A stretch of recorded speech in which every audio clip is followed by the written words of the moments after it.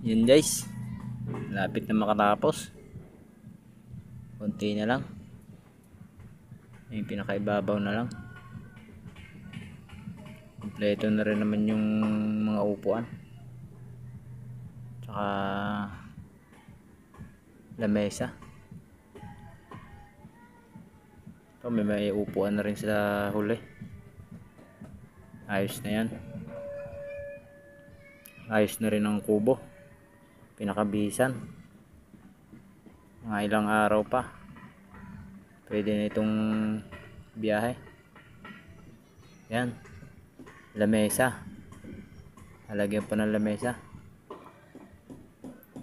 Tapos dito sa taas, lalagyan pa rin yung design yung kabilang tabi yan. Ito yung unahan. Upuan dito sa bandang likod. Tapos yung pinakaibabaw na yan, pinakaunahan, lalagyan na lang yan ng bubong. Pati yung kanyang pinaka-design dito sa harap. Tapos yung pintura niya, pwede na ibiyahe. Kikita na yan pag napinturahan na.